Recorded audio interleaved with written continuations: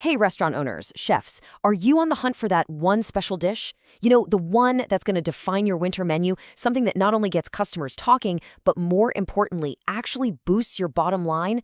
Well, let's break down a dish that does exactly that. It's strategic, it's profitable, and believe me, it is delicious. So here's how we're going to tackle this. First, we'll talk about why this pizza is the perfect choice for winter. Then, we're getting right into the numbers, the profit side of things. After that, we'll dive deep into the star of the show, those braised short ribs, before we put the whole pizza together. And to wrap it all up, I've got some pro tips to make sure this thing is a smash hit in your kitchen. All right, let's get right into the strategy. Why this pizza? And why is this the absolute perfect time to roll it out? Look, it's a classic problem, right? The weather gets cold, people want comfort food, they want warmth, but you need something that really stands out from the pack. And it has to make financial sense for your restaurant. It's a tough balance to strike. And here is the answer, the braised short rib and caramelized onion pizza. Now, this is not just another pizza on the menu. It's a carefully designed solution to that exact winter dilemma we were just talking about. So let's break down why this thing is such a winner. First off, you've got those rich, comforting flavors that people are literally craving in the winter. But it's also got this gourmet, upscale feel that's perfect for the date night crowd, which means you can position it at a higher price point. And here's the kicker. It's designed for amazing kitchen efficiency, which, as you know, is absolutely crucial. Okay, now for what really matters, your bottom line. Let's look at exactly how this pizza turns into real profit. Because for your business, this is where it truly shines. Just take a look at that number, a projected profit margin of 73.2%. In this industry, you know a margin like that on a feature item can be an absolute game changer for an entire season. So, how in the world do we get to a number that good? Well, here's the breakdown. Your food cost, based on average U.S. wholesale prices, is going to land around $7.50. With a totally reasonable selling price of $28, you hit that incredible 73.2% margin. It's one of those amazing high-value dishes where the customer feels like they're getting a treat and your business is getting a big win. And the logic here is just so solid. You're using premium ingredients, which totally justify that higher price, but the part that feels labor-intensive, the braising, is completely offset because you can batch cook it. You're selling an experience. The quality speaks for itself, and your smart prep keeps labor costs down and the kitchen humming along even on a busy night.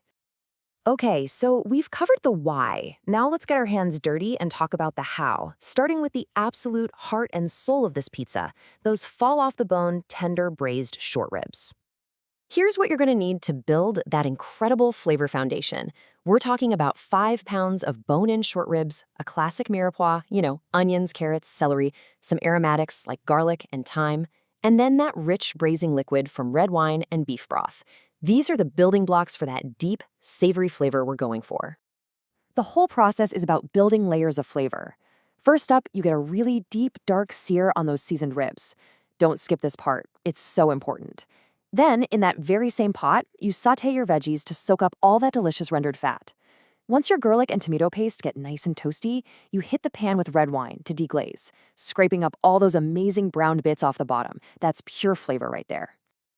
And now for the magic. The seared ribs go back into the pot, you pour in the beef broth, toss in your herbs, cover it up, and slide it into a low oven for 3, maybe 4 hours.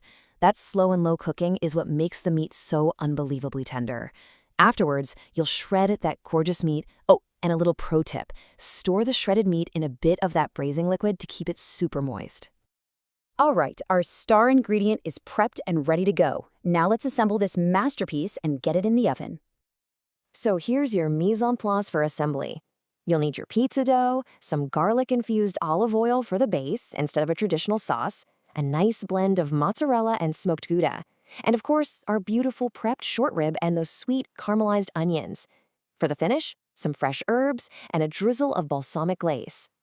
First things first, those onions. You gotta cook them low and slow for at least 30 to 45 minutes to get that really deep, jammy, sweet flavor.